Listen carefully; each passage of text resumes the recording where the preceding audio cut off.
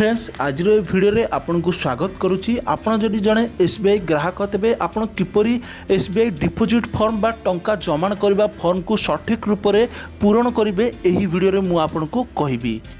प्रथमे आपन deposit form नहीं आसतु यापर उपरे आपन देखिपारे शाखा बा ब्रांच नेम जहाँकि आपन लिखि दिंतु।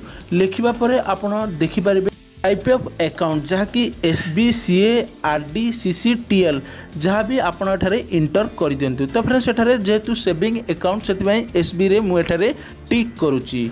नेक्स्ट रे डेट जहाँकि आपन जो दिन टंका डिपोजिट करती सही दिन डेट एठारे इंटर कर दिंतु। नेक्स्ट रे अकाउंट नंबर एठारे आपन जो अकाउंट रे टंका जमा करने को चाहती से अकाउंट नंबर टी लिखि दिंतु। यापर जहाँ नाम रे खाता रही नाम को एठारे लिखि दिंतु जहाँकि मुझे लिखि आपन को देखाऊँगी। देन नेक्स्ट रे cash deposit in account number जहाँकि आपन एठारे जेते टंका डिपोजिट करने चाहती लिखि दिंतु। लिखिबा परे आपन तल को देखि पारथिबे टोटल डिपोजिट एठारे आपन मध्य जेते टंका डिपोजिट करने चाहती लिखि दिंतु।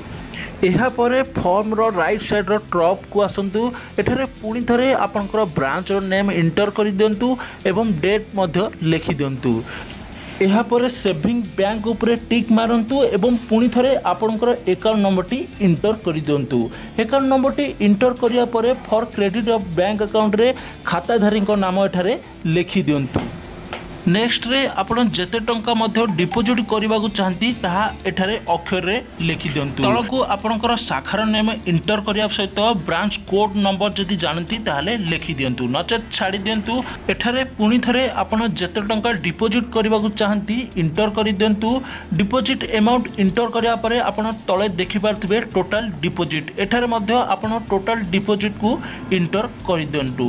टोटल डिपोजिट को इंटर करिया परे आपन तले देखि फोन नंबर जहाँकि आपनकर फोन नंबर टी एठारे इंटर कर दिंतु। ता सहित जदि आपनकर पान कार्ड नंबर जानती ताहले आपन एठारे पान कार्ड नंबर टी मध्य इंटर करि परिबे। जदि आपन 50,000 रु अधिक टंका डिपोजिट करने को चाहती ताहले पान कार्ड रो आवश्यक पड़ी थाए नचेत एठारे आपन छाड़ी दियंतु। एहा परे सिग्नेचर ऑफ डिपोजिटर जहाँकि जमाकारी एठारे निजर सिग्नेचर कर दियंतु। डिटेल्स इंटर करिया परे आपण बैक साइड को जाहतु एठारे आपण देखि पारथिबे जहाँकि आपण जेते टंका मध्य डिपोजिट करंती केउ नोट केते टंका डिपोजिट करिवे एठारे इंटर करिवा को पड़िबो। मु एठारे 1000 टंका डिपोजिट करिवा को चाहूची जहाँकि गोटिए 5 टंका एठारे मु इंटर करि दउची। इंटर करिया परे पुणी थरे मु एठारे 100 टंकिया 5टी डिपोजिट करिवि जहाँकि मु एठारे लिखि दूची। आपण मध्य एही बळी लिखि दियंतु। लिखिया परे आपण देखि पारथिबे टोटल अमाउंट जहाँकि एठारे 1000 टंका मु एठारे लिखि दूची। एही बळी भाबरे आपण डिपोजिट फॉर्म को भरि परिबे।